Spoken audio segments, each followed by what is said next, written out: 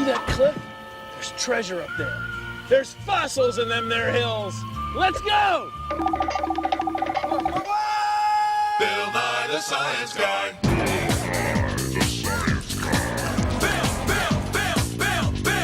Bill Nye the Science Guy. Science rules. Bill Nye the Science Guy. Inertia is a property of matter. Bill Nye the Science Guy. T minus 7 seconds. Bill Nye the Science Guy. Brought to you by Old Stuff Incorporated. You'll dig it. Did you know that almost all the things that have ever lived on Earth are gone? And it's not just that the living things are gone. The kinds of living things, the species are gone. And we figured this out when we found their fossils. Fossils from an old Latin word that means to dig. Dig, so fossil this. Have you ever seen a three-toed horse? Well. Or a camel in the middle of North America? Or a rhinoceros in Nebraska? Can't say I have. Take a look at this. That's a three-toed horse, and this is a rhino.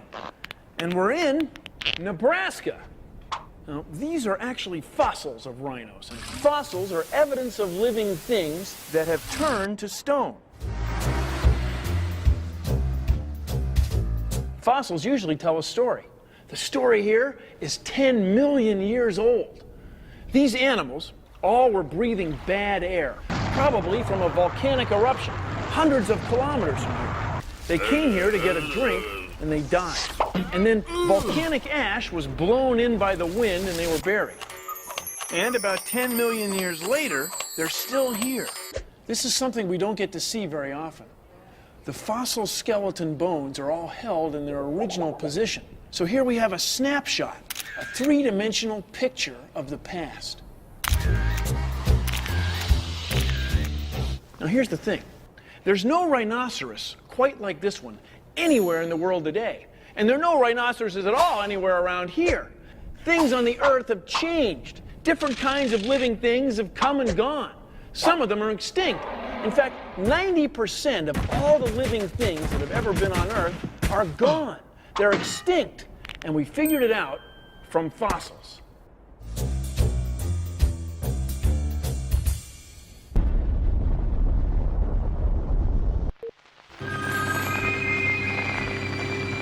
I gotta go. Yeah, my trilobite's here. Later. Okay, buddy. Cut. You are dead. Don't mean that as a criticism. The fact is you died millions of years ago. But how many prehistoric living creatures just happened to get covered over with mud and then turned to rock that left an impression? How many? Not many. You are special. A shell pressed into soft clay forms a mold that preserves the contours of the shell surface. When plaster of Paris is poured into a mold and allowed to harden, a cast is formed. This trilobite has been beautifully preserved as both a cast and a mold. Not all fossils are bones that have hardened into rock. Sometimes when a plant or animal dies, it leaves an outline behind, like this. Here's an easy experiment to see how some plants and animals leave a mark when they die. Just take some paint and brush it onto one side of an object, like a fish. Or a fern.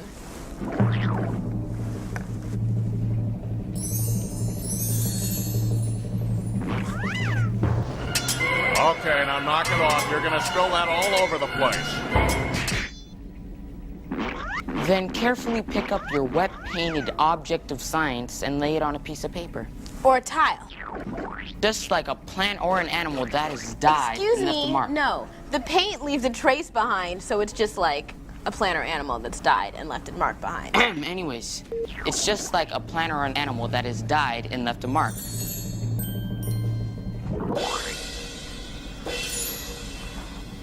I didn't say what I was supposed to say. Well, sorry, you said it. Yeah, you messed up. I'm sorry. Wait. The paint leaves a trace behind. It's just like a plant or an animal that has died and left a mark. Kind of like this leaves a mark? You know, You made a good point. But I think it was, it leaves more of a mark like this.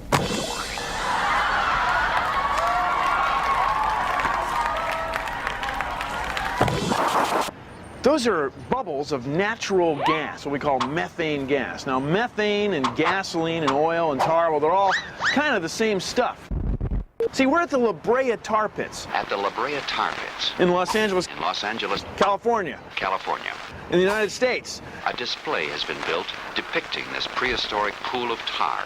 And the tar has been here for a long time. 25,000 years ago. Animals, giant mastodon, came down here to get a drink of water, and they got trapped in sticky tar. And their bones, their fossils, are still in there. Okay, the animals have gotten in the tar, they're buried, they've sunk.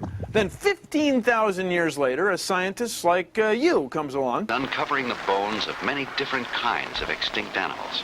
And digs up an oily fossil like this one. Preserved in their original condition by the asphalt-like material.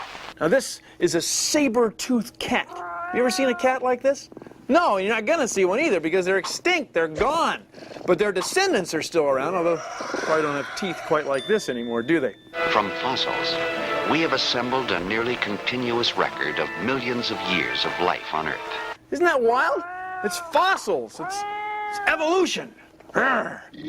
Arr. Check it out. What does it look like to you? What do you guys think this is? Fang. Exactly. This is a stick, and it's all fossilized. It's rock hard. I think this is a pretty neat one. We're almost sure that it's a tooth from a saber-toothed tiger. So what we want to do is locate which layer your fossil was at and where in relationship to the other landmarks your fossil is. Millions of years ago, this place was tropical, and these sycamore leaves fell off trees, and then there was a big mudslide, and it covered the leaves, and then they fossilized. I think I have a tooth. It's either that or a rock. We use markers, like little tacks, to mark places where the fossils are so that the scientists know where to look for some others of that kind.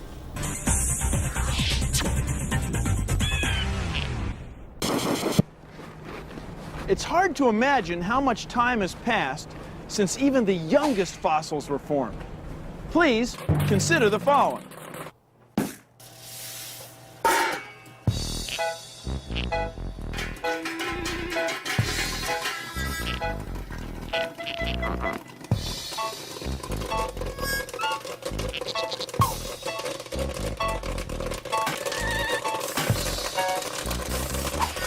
Now, if each popcorn kernel represents 1 year, well then, this many kernels would be the number of years that you'd need to get a PhD in, say, computational fluid dynamics. Now, dinosaur fossils are hundreds of millions of years old. I mean, it's hundreds of millions of years. That's way more jolly kernels than this.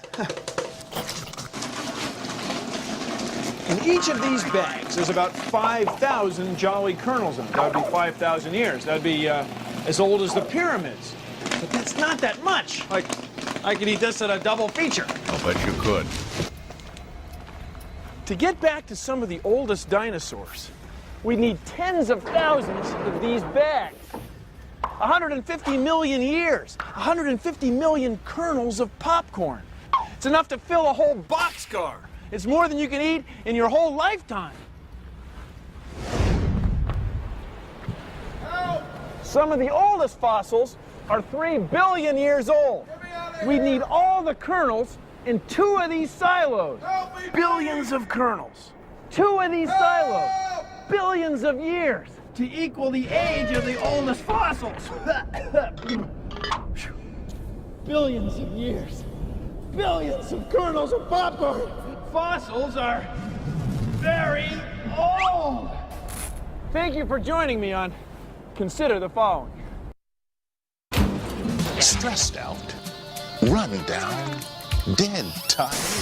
Maybe it's time to try a La Brea hot tub. Slip into a pool of luxurious hot tar and let it cradle your bones for thousands of years to come. So, sit back, unwind, relax in a La Brea hot tub. You're not getting any older, you're getting better preserved. This is a tree, or it used to be a tree. It used to be made of wood, and now it's a rock. It's petrified wood. All of the original wood is gone and has been replaced by minerals. It was living in a swamp around here about 10 million years ago. Here's what happened. A volcano erupted, and the water in the swamp turned to steam. All the trees got washed downstream into a big lake. And the lake filled with volcanic ash. Ash has a mineral in it called silica. It's just like glass. The silica soaked into the wood, and when the lake drained away, the wood had turned to stone. This process is called petrifaction. Petrifaction can be simulated in the laboratory. A sponge is saturated with liquid paraffin. After the paraffin hardens, the sponge is cut open. The pores in the sponge have been filled, just as the pores in the wood were filled with minerals. Look at it. You can count the rings and the layers. Huh. This tree was hundreds of years old, and it lived several million years ago. It's a fossil.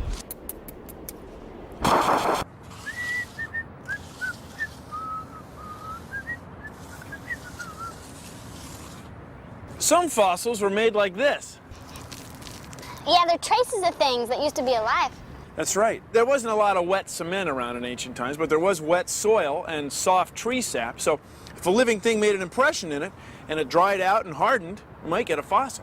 But most impressions get smoothed away or filled in over time. Hey, Suzanne. Yeah? Does that look like a Tyrannosaurus Rex footprint?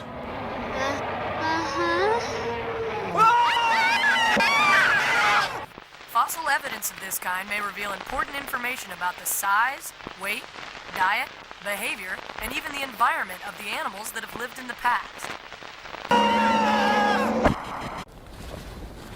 Now, Grace, what's going on right here? Well, those look like dinosaur tracks. And it looks like we have enough of them here so that we can measure the stride and figure out whether this dinosaur was walking or trotting or running. Let's take it from the first print to the third one. So here's the first one. Yeah.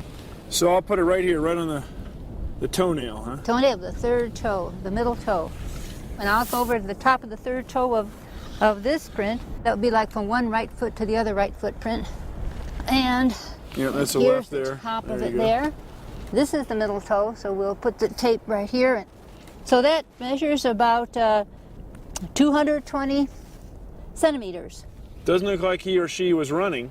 I think they're just a gentle walk.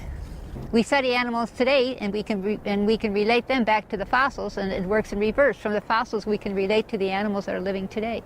By measuring the footprints that are embedded in the rock, we get an idea of how big the foot itself was that made the print. From the foot itself, we can build the rest of the bones up and figure out how big the whole animal was.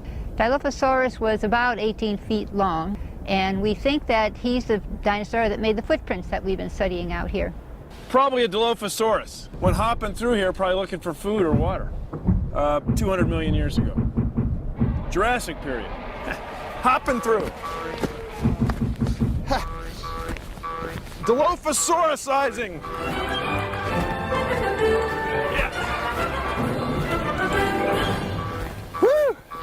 Nothing says loving like a fossil from an extinct fossil bake oven. Now you can make your own fossils right at home. Just get a dead organism, add soil, mud, ash, or amber.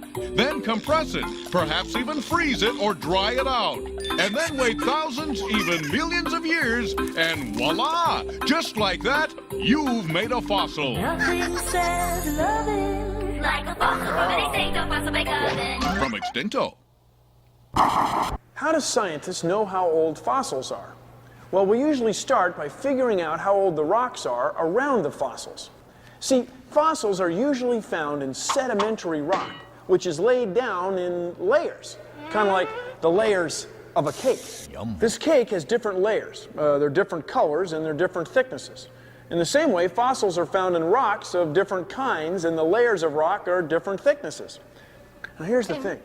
If scientists find a fossil in one layer of rock in one part of the world, we might find that same layer of rock in another part of the world.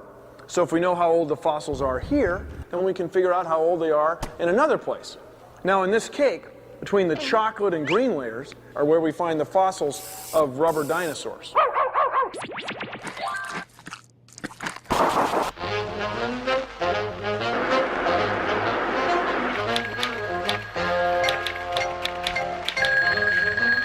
Hello, Clark Kyten, Daily Fossil Record. Lady, take a breath. Let me get this straight. Millions of years ago, dinosaurs roamed the Earth? This could be the biggest story of my life. You got any proof? You've got actual traces of dinosaurs? Extra, fossils tell sordid tale. If fossils could talk, they could tell us a lot. Like if we found these seashell fossils or this fish fossil in the middle of the desert, we'd realize that they lived in a place that was probably once underwater. Will you get on with this, please? And then if we found this fossil, well, it turns out to be a tooth with these small grooves, and it's flat. This is the kind of tooth of an animal that eats plants, grinds them up. So this would be a tooth from a very large vegetarian.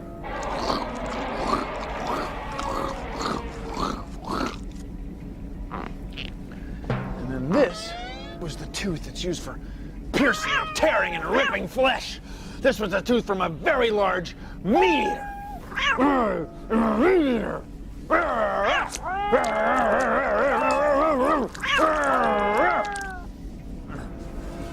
Of course, the fossils don't actually talk. They don't really tell stories. You just, being in the lab a lot, you know, with the fossilized specimens, you get a little loopy is all. I'm really lucky to have one of the best jobs you could possibly have. I get to look in rocks like this, in beautiful places like this, and find fossils of mammals that lived here 30 million years ago. Fossils are the traces or remains of any ancient life. Most of the time, the tools of our trade are little tools like these. We're not out here with big, heavy hammers smashing these things at all. For the most part, we're using extremely delicate, careful tools when we're near the bone. These are 30 million years old. It's the only one of its kind sometimes ever found. One slip and we've ruined it. Yeah, tell me about it. It can take anywhere from 10 minutes to 200 hours, depending on the size and the rock.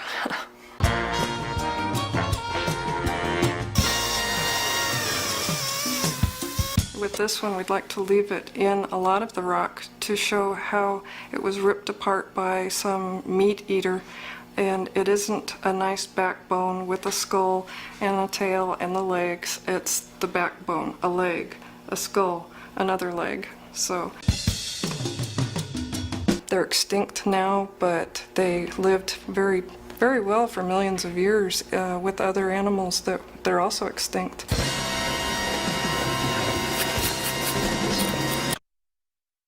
Fossils are used as guides to build replicas of ancient animals, showing how they might have looked when they were alive.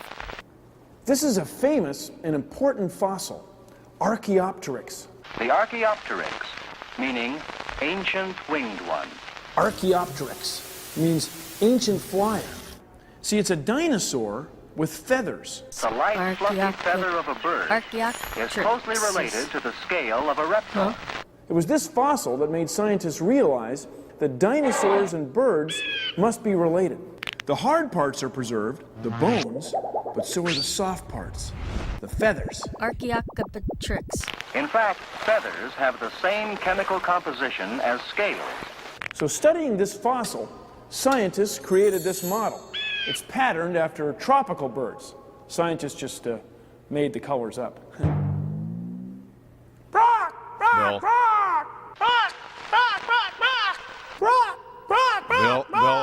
Are you going loony again? I made that up too. Mm-hmm.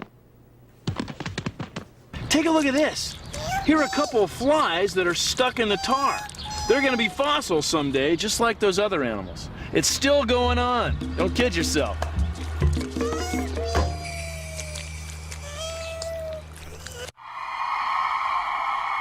Last night I dug myself a trilobite bite.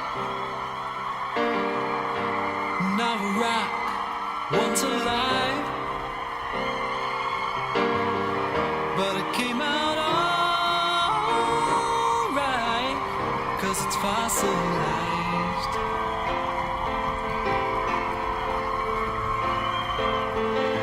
Over such a long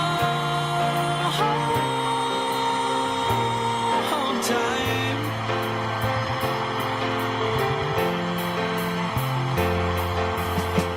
And I know that fossils take a long, long time to form before humans like me can find and learn about the past of life on Earth. Oh yeah, yeah, yeah. I'm a fossil man.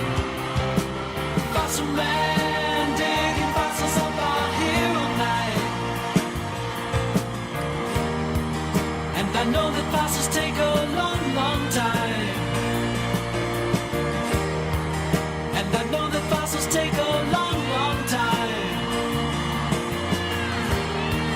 And I know that fossils take a long, long time.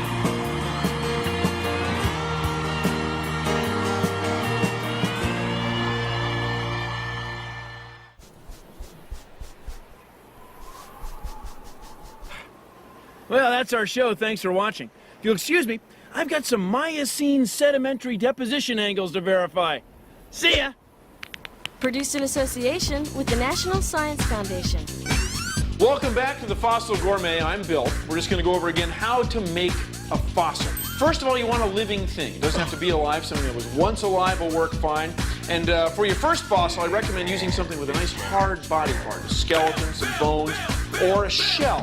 Put that in the dish. Now we want to bury it. Use sand, or I like the flamboyant presentation of a volcanic eruption. It works very quickly, and it's loaded with minerals. Now you want water. You've got to have water that's soaked with minerals. That's the key. And you can get the minerals right out of the volcanic ash that's buried, and you can get the water from a flash flood, a river, or just a simple torrential rainstorm. And then lastly, the most important thing, time. That's what you've got to have is time. Well, thanks for joining us on the Fossil Gourmet. I'll see you next